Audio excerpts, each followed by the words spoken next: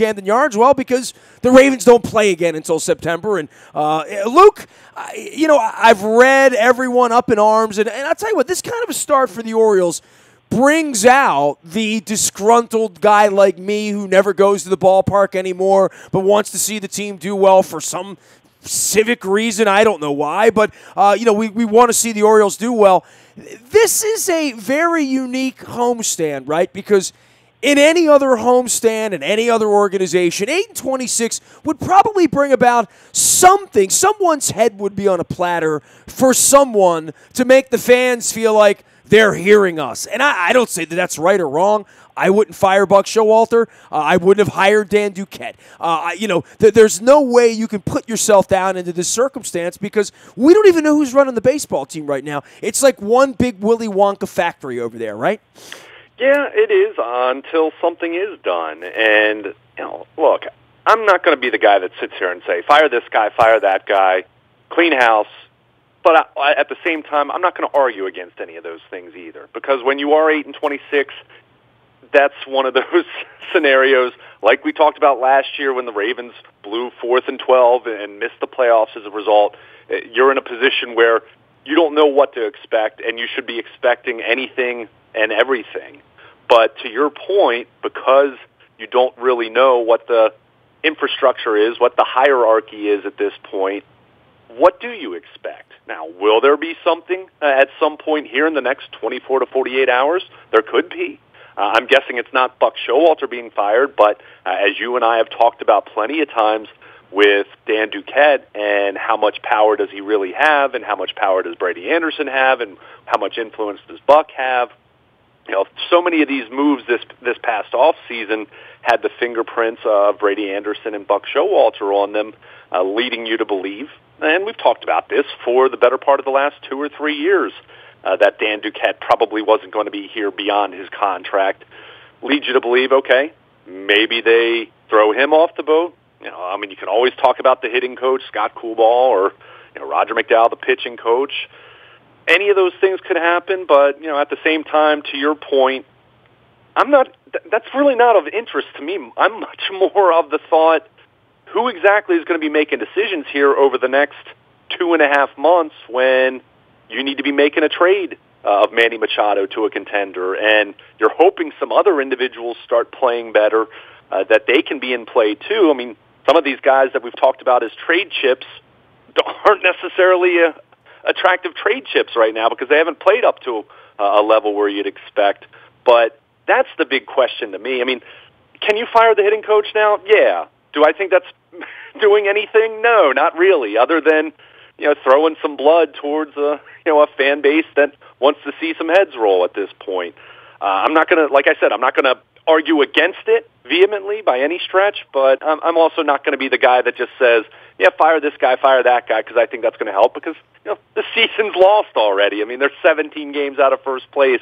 I'm way more interested, and we're probably not going to find out an answer publicly anytime soon. We're just going to see how this plays out, but I'm way more interested to seeing what's being laid into place as far as trade deadline, and then, of course, beyond 2018. What's hilarious is they could roll Duquette under the bus right now, put a little bow tie on his firing, and throw him out because the fan base is naive enough, in large part, to believe that this is his fault. Right, that he gets blamed for this. He got blamed in the offseason. Allen has blamed him around here, and I said, Allen, I don't. How can you blame him? I don't even know that he is in office anymore. I don't even know if he shows up anymore. I don't know what he's credited with or not credited with. Certainly, he's not credited with the future because he doesn't believe he's going to be here. He's been very outspoken about that with people around town. He doesn't think he's building for the future. So then, when the Kansas City Royals come to town and Tampa comes to town and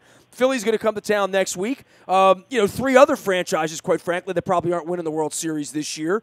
Not that the A's were doing that over the weekend either, but, there is a homestand here, and you're saying, all right, are people coming to the ballpark tonight to see us win the 2018 World Series? No. So then why are they coming to the ballpark? What do they expect in the future?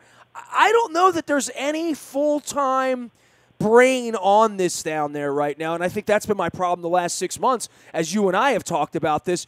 Maybe Brady Anderson really is the last man standing here because he's friends with the kids. And in the end, the kids can't run the baseball team. And in the end, Buck and Dan Duquette have a contract until the end of the year, and I would think that they'll be smelling their other options, as will Barry Trotz in a couple of weeks as the Caps move on here in the playoffs. But I think putting their head on a platter would be the easiest thing in the world to do for a naive fan base. Dan, you're fired. It's your fault. There, you happy? I mean, that's the way Trump would handle it.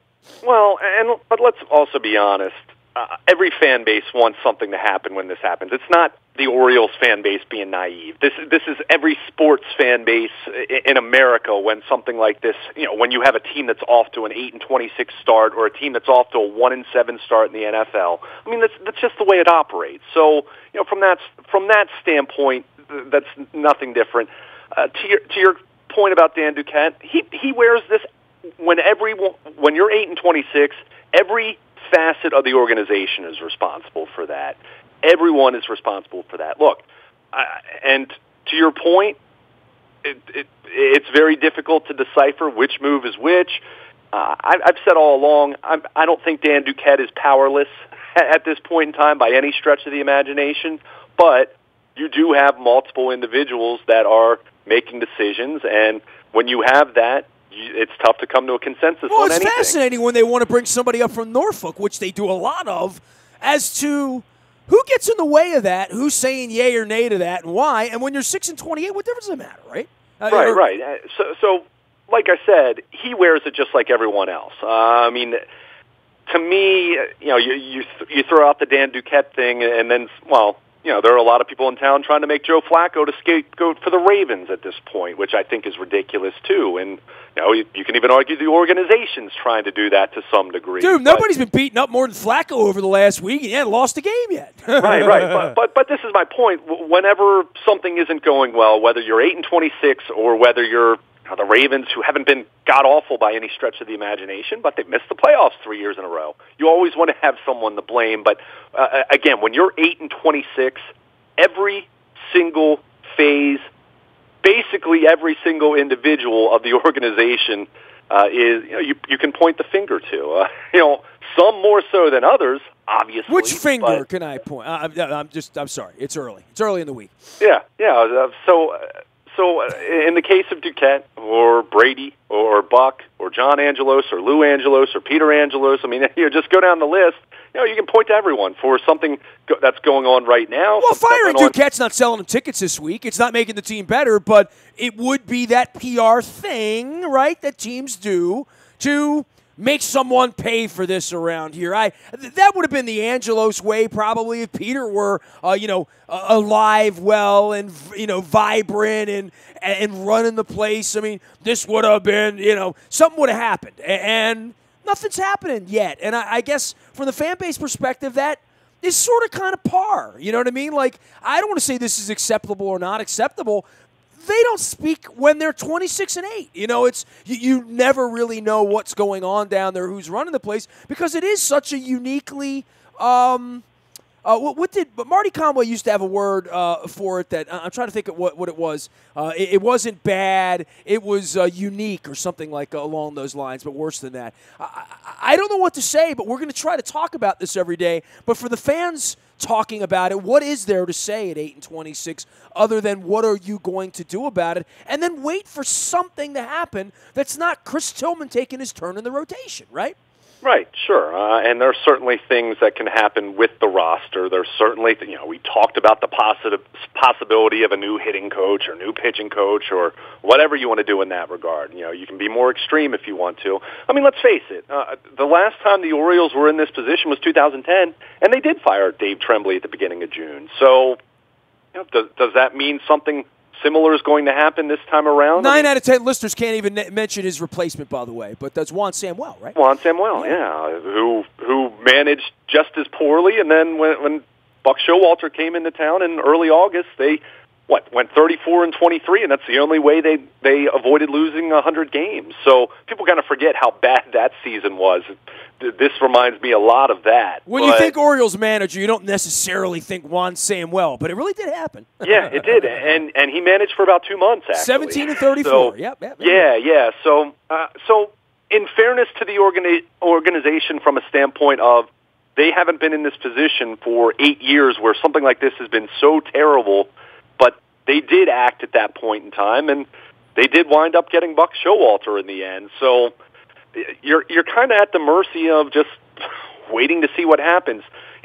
From a PR standpoint, no one's going to be compelled to buy tickets if they fire their hitting coach. I mean, you're either going out to catch a game because your kids can come in free, you're getting a bobblehead, you want to see Dylan Bundy pitch, you want to see Manny Machado play 1 or 2 more times before he gets dealt. Whatever scenario you want to think of, it's the same way as why people still went to games in 2009 or 2006 or 2003. I mean, people don't just completely divorce themselves from the game of baseball necessarily, but certainly the level of engagement is not there like it is when you're 19-15 at this point and a half game out of first place or 3 games out of first place or whatever scenario you can name for most of 24 out of the 30 teams right now that are not buried so far, I'd say. But this thing is it really is amazing because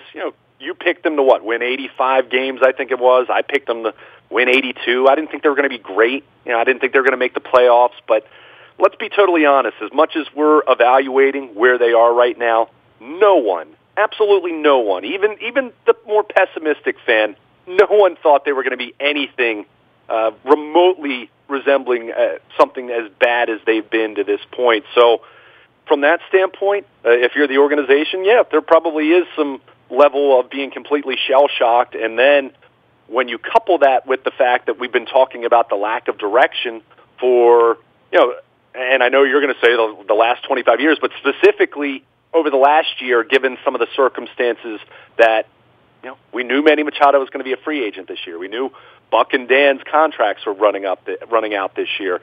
So they can't say that those elements are surprising, but when you still haven't defined a clear path, a clear direction, all of these questions just become that much more concerning. And, we're at that point. I've kind of used the analogy that they've been inching closer to that cliff over the last year and a half.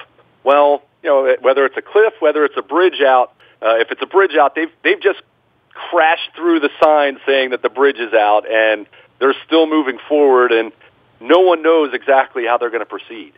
He is Luke Jones. All of it is brought to you by our friends at Howard Bank, where they have a relentless commitment to being the best in every single thing they do.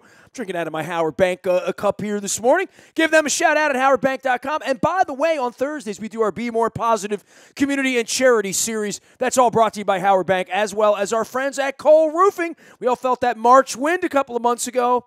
Got the hot weather coming back now. Don't let it goof on your roof. You own a commercial or corporate roof space. You need our friends at Cole Roofing and Pfister Energy. Find them at Cole Roofing. Also, our friends at the Baltimore Brigade. I got my lid on here. Still chasing down Randy Hipper. We're going to have him on as well. The AFL action there. You can find that on the Monumental Sports app, as well as at BaltimoreBrigade.com. The Modell Lyric. I was there last Thursday night for Jackson Brown. I shared some photos and some fun stuff. Next week, William Shatner comes to town doing a Star Trek turn and a Q&A and a film screening at the Modell Lyric. Learn more about that at modelllyric.com, as well as that a big Steely Dan concert coming in October, as well as Kansas in November for the rock and roll. Royal Farms, real fresh, real fast, the tasty coffee, the best fried chicken in the world, those tasty Western fries. Make sure you're using the ROFO app when you're pumping your gas. You'll get your points, you'll get your Western fries, and your Kona blend free.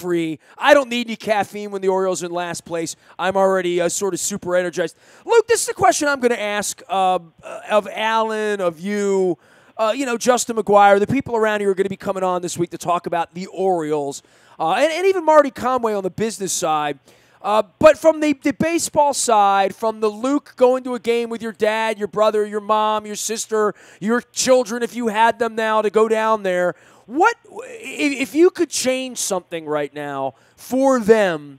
what would the new direction be now that they're 8-26 and they're not going to win this year and there's not the trading deadline and all that? What in your mind has to happen to have some level of confidence here? That it's almost rhetorical because I'm talking about the Angelos family for crying out loud. This is me being stupid, myopic, like a CNN segment where I sit here and talk to the talking heads about what could be, what might be, what happens in fantasy world. What's happening in the real world is Brady Anderson has infiltrated the family through the father and the sons. He is now sort of the kind of the point guy that the boys and dad could trust. Buck and Duquette have been sort of lukewarm on Brady Anderson going back a year and a half ago to the first time he was outed. And to my knowledge, I don't think he's had a press conference, right? Like, he doesn't walk around there and speak as though he's running the place, but everybody sort of knows he is, right?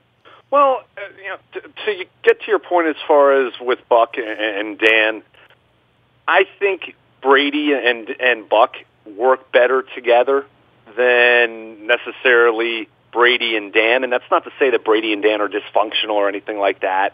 But if you're trying to envision what a new alignment could look like, at least officially speaking, and you can certainly debate, who's been making what moves and who's been collaborating with whom. Well, it never mattered for 25 years because once it got to the old man's desk, all of a sudden that guy's shoulder doesn't look good. Let's get our doctors in on him. I don't want to Peter hasn't had his fingerprint on every single move they've made.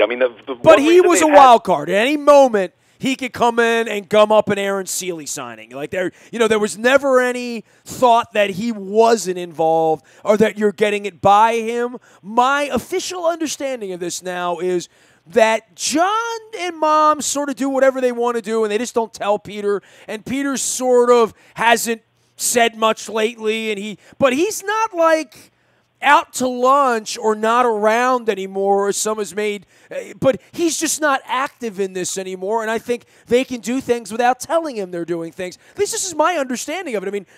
This is the touch-and-go part where Pete's alive. He's not fully there, but he's not really there, but he could be there any day, and they don't really want him to be there, but he does own the team, and if there was a major decision to be made, if he didn't like it on whatever given day, boy, it could be a lot of screaming and fussing and fighting. That's apparently what's going on behind 8-26, is that there really isn't any – we've been right about this all along. There really isn't any grand strategy. There can't be when your manager and your general manager are tied up the way they are in a 4.5-month contract now or 4-month contract, right? Yeah, and to go back to your question as far as what I'd like to see is some clarity in that regard. Let's start seeing some evidence that there is a long-term plan. Whether that long-term plan works or not, I have my serious doubts about whether Brady Anderson would make a good general manager. At the same time, at least establish a position, establish a direction,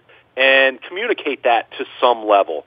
Whether that means you just, quote, reassign Dan Duquette for the rest of the year, whether that means you announce an extension for Buck Showalter, which, as I've said to you, if I had to venture a guess or a prediction between if one of Dan Duquette and Buck Showalter stay, I've said all along that Buck would be the one that would stay. Whether it's another year, 2 years, 3 years, whatever. And I'm not saying that has maybe that has changed at this point, but that had always kind of been my gut and from talking to different people as far as what would be the most likely scenario. But let's start seeing some evidence of some long-term stability. Like I said, whether that means announcing an extension for Buck Showalter, whether that means you start to execute fire sale, sell-off, whatever it is. And look, you don't have to trade Manny Machado in the next week, but it certainly would make more sense, and for any potential suitor, to trade him sooner rather than later. Whether that means especially when he's at 350, his at-bats have great value. Sure. Whether it means June, now, right? That's not to say that any team's going to be guaranteed to give you a better offer on May 10th rather than June 1st, because you have to remember demand, needs, urgency, all those things. That's not occurring in a vacuum for other organizations either. So you have to. But the problem is you need to be able to gauge that. And who exactly is gauging that? Is it Brady? Is it Dan Duquette? Is it Buck Showalter? Is it John Angelis? We just don't know. So for me, first and foremost, before we delve into any specifics as far as what I would like to see, you need to establish a position first and foremost and start showing some evidence of some long-term planning. And, beyond getting what you can get for Manny Machado and hoping that Brad Brock starts pitching better, hoping that Zach Britton, who should be back in the next 3.5, 4 weeks, pitches well and he's in play at the trade deadline. Having that conversation with Adam Jones, but he has to start hitting at a higher level if he's going to have any value whatsoever. And then you can kind of go down the list as far as who else you want to talk about. But, beyond that, well, it's not much different than 01, or was it 01, the year where they dealt off Will Clark and all that?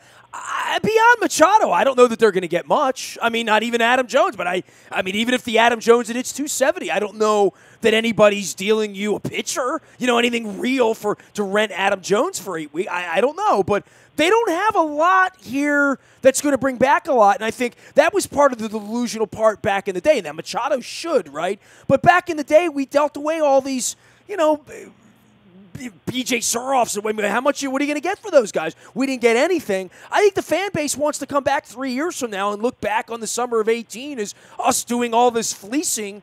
I really don't know. I don't know what's going to be in this organization that's not there based on these 24, 25, 7 or 8 guys that they could deal off here by the end of the summer. Right? Sure. And that kind of brings me to my next point. Beyond establishing a direction and showing some evidence of some long-term stability, whether that's Buck, whoever, and then anyone that you're going to try to sign up long-term. I've said for the better part of the last probably 6 months to a year, something I would love to see would be an extension for Jonathan Scope. I mean, we've all seen that the Manny Machado ship sailed a long time ago, but you signed Scope to a long-term deal, who, by the way, is very rapidly approaching that Machado territory. That at least shows me some evidence of, okay, there's someone that you're going to build around. You can talk about Bundy, you can talk about Gausman, who's pitched well. You can talk about any number, Trey Mancini. There's certain guys you can talk about in that context, but that would be a really good sign to a fan base that I think would be much more valuable, much more meaningful, a much more effective message that you can still invest emotionally and financially in this team, more so than firing the hitting coach or firing Dan Duquette, who's going to be out the door most likely in 4 months anyway. I think something like that would go a long way. But it's funny you mention what exactly they can get beyond Machado as far as a return that's going to net you anything of meaning, or just a fly. Some teams. Well, a guy that's going to be on the team in 2020, okay? I mean, that's all I'm asking for. Sure. Give me a guy that's going to be on the opening day roster 22 months from now in a deal that would say that you got a 19 or a 20 or a 21-year, somebody young who's going to be 23, 24, 25. Show me where the next group of players are coming from. That's all. Right. And in fairness to them, they do have some guys in their minor league system now that you can point to. As much as they have a scarcity of infield prospects, they have a few individuals in the outfield, and we've talked about them. Austin Hayes, Cedric Mullins, a couple others at a little bit lower level that you can point to. But anyone that they're going to acquire, including in the Manny Machado trade, are going to be some unknown, whether it's a top 50 prospect, whether it's a top 100 prospect, whether it's just a top 10 prospect in some organization's farm system. I mean, Adam Jones was just a prospect in the Mariners organization. There's no right? such thing as a guarantee in that regard, but I am intrigued and am wondering to what degree are they going to be willing to blow this thing up, because if it's a case where you're just going to trade the guys that are going to be free agents this year, well, okay, then what's the plan? The starting rotation, spots 1 through 4, when you consider Bundy, Gausman, Cashner, and Alex Cobb, who's starting to look like Alex Cobb, pitched really well over the weekend. You actually have the makings of a pretty solid top 4 in your starting rotation right there. meaning in the context of 2019 and 2020, that conversation. However, to your point of the guys that they're going to sell off that are becoming free agents, at this rate, Machado's the only one that's going to bring you back anything of value. Now, that could change in 2 months if Adam Jones starts hitting at a level that's much more in line with where he's been, even in recent seasons. Certainly, you would expect Brad Brock to get back on track here. I mean, he has a long enough track record to think that he's not going to have a 5.5 ERA necessarily in late June or early July. And then Britton's a big wild card there. So it's not as though they can't extract some more value from those individuals, but as it stands in the second week of May, you're not getting anything for those other three guys. So to what degree are you willing to go here? And this brings me back to my point about Jonathan Scope. I would be making my full court blitz effort to re-sign him right now. And you know what? And that doesn't mean lowballing him. That doesn't mean a hometown discount. That means basically doing with him what you did with Chris Davis, other than just, the whole urinating point about the money away. That part, no. Other than the part about bidding, my point is you make him a legitimate, real offer, not 5 years, $64 million. Real this money. Organization under Peter, this is the way Peter used to do things. Lowball the guy and then call the media and say, we offered him a competitive they've also salary. signed a lot of their own guys here to a fault. Davis to a fault. You can say that they should have re-signed Andrew Miller instead But the of Machado Darren Day. thing's going to play out more like Messina than like any of the other things. But to say we offered him something competitive and he didn't want it, that's what they did in the offseason for 15 years around here is, offer $100 million to Mark Teixeira when he signed for $200, right? I mean, that was the way this worked. And to say, well, we did our best, that was what they always wanted the fans to believe. With Scope, when he's injured, I don't know that you can give him $100 million, I guess, right? I don't know that this is the right time to sign him. The right time to do that would have been last offseason, I think. Well, right? And then that brings me to my point. If this isn't the right time and it's already too late for him, you need to trade him now, too. And, you need to start looking at your guys that are going to be free agents after next year. And if you want to keep them for the long haul, then you need to get something worked out. And, Kevin Gausman's a couple years away from free agency. As much as you don't want to do it because it would be painful and it really stinks in the short term, there's probably a really good argument to be made that you should be looking to trade one of Dylan Bundy or Kevin Gausman. Why? Because that's the kind of player that could really bring you back a slew of prospects, more so than Manny Machado at this point, quite frankly, if you're talking about Bundy. Look, I don't want to trade Dylan Bundy. I want to make it very clear, but you have to figure out to what degree you're going to be committed to a rebuilding effort, because if this is just trade off Machado and see if you can get a song for Brad Brock and maybe some contender is interested in Adam Jones, and then you're going to just dive right back into this thing and try to say you're going to try to compete next year, I'm not sure that's going to work out. I feel like that's going to have the similar result to what's happened this year. Well, this all goes back to who's going to be the genius that's going to deal Dylan Bundy to get 3 prospects that are actually going to pitch in the big leagues or play in the big leagues. And I don't know that we have that human being identified here. Other than Andy McPhail, I don't know that we've ever had that human being identified here in 25 years to make those kinds of trade decisions. Maybe Pat Gillick could have done that, but Pat Gillick was about to bring Chris Widger in here too. So it is... we talk about DaCosta and the draft and it being an art versus a science. This is an art. There's no doubt about that. They'll turn it into a science because they have all these analytics on A-ball and double A-ball players, but whatever they're getting for any of these guys, in the judgment of you or me or anybody else, it's just a guy's name on the internet that's, playing at San Bernardino right now in the California League or whatever. Like, none of this is going to look impressive to any of us, right? No, beyond what Baseball America thinks and what Baseball Prospectus thinks, and select individuals, like a Keith Law, for example, who does keep tabs. And it's not as though those outlets and those individuals and those publications are speaking gospel all the time. If they could identify the next Manny Machado at A-ball, then they would be in the business. and you might never hear from that guy ever again 2 years from now. So you never really know. That's why there's always this thought in any sport, and we're seeing this right now. We've seen this right over the last few months, really the last couple of years with Joe Flacco. People always want to romanticize starting over, getting the new guy, rebuilding. And to the point you just made, you can come up with the greatest haul you can possibly envision right now for Manny Machado. Being realistic, understanding that he is a rental, whether that's going to be a 2-month rental or whether that could still be a 4-month rental.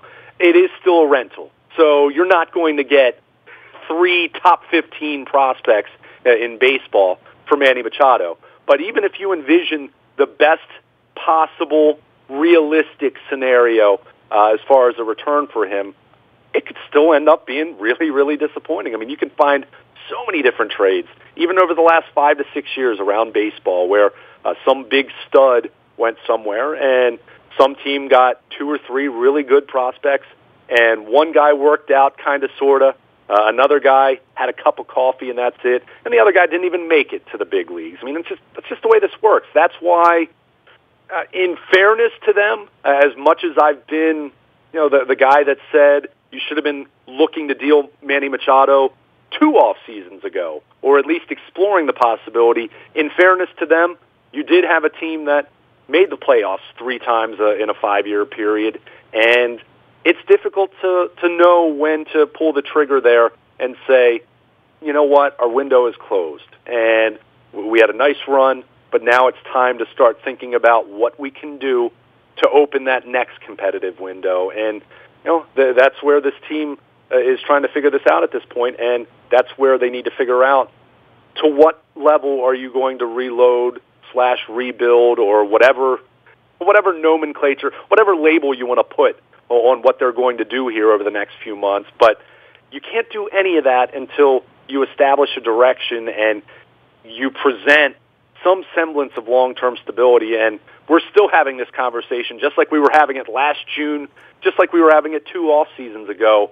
That's where it really becomes difficult to talk about this, because you don't know who's going to be making the ultimate decision on a return for Machado. And that's not to say that there's one perfect individual out there who they have to hire or they have to trust to make the decision, but you do have to find someone, and whether that's Brady Anderson, and we'll see how that works out, or whether that's bringing in someone else. I mean, there's no evidence that Brady wants to become just the full-time general manager. I mean, we know he's kind of been in this hybrid role for several years now, and there have been some good things about that. And by the way, I remember the word now. It was unorthodox. Thank you. There you go. Yeah, that was a Vince McMahon word. Unorthodox circumstance. Sure. Tip of the cap to Marty Conway for that word. There have been some good things about that, and there have been some very well-documented drawbacks and problems with that. And you can point to Dave Wallace and Dom Cheedy in that story, a little over a year ago at this point. So we'll see. In the meantime, the Royals are in town. It's an 8-26 baseball team. Jonathan Scope's coming off the DL. They've gotten some good pitching performances now from Alex Cobb after his first few starts were just a disaster. He's looking more like Alex Cobb now. And, you're hoping to see better baseball in general, but more so some of these guys that could potentially fetch them something on the trade market over the next 3 months, less than 3 months now. You want to see some of these individuals start playing better, because Brad Brock's not getting you anything if he has a 5.5 ERA. If he has a 3 ERA, well, you might get something that could turn into something one day. But you don't.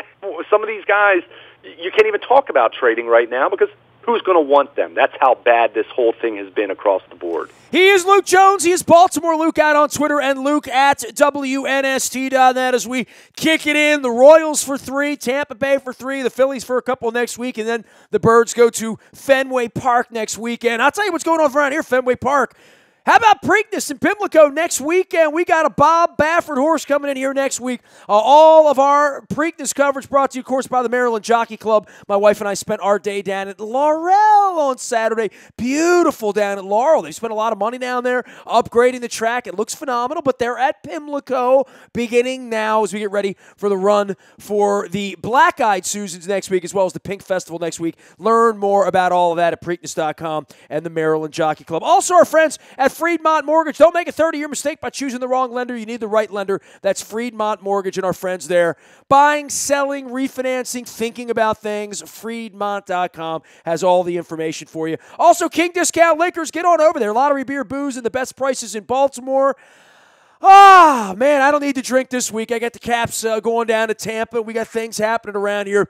But if you need some beverages for the Preakness, if you need some spring, maybe a bottle of wine to go with that steak on the grill, Johnny Bev's out there. He's going to pair that thing together for you. Get out to Pulaski Highway and give the King a ring in Rosedale. Al Seafood's over in Essex. They've been doing it there longer than anyone. The oldest crab house in Baltimore. You can still visit them. It's foot of Stemmers Run and Eastern Avenue. We're going to have a crab education series here this spring and this summer with Chad the Crab Man from Al's. You'll want to hear that. Nasty at WNST.net finds me. We're out in the buyatoyota.com audio vault 24 hours a day from anywhere in the world. Listen to what you want, when you want, where you want, and how you want. It's all brought to you by buyatoyota.com. Our morning newspaper ships each and every morning at 7 a.m. to your email inbox. That's all free of charge and brought to you by Planet Fitness at planetfitness.com, where it's still $10 a month to get in the best shape of your life, guaranteed. Also, the Maryland Jockey Club puts those entries in there for each and every race this week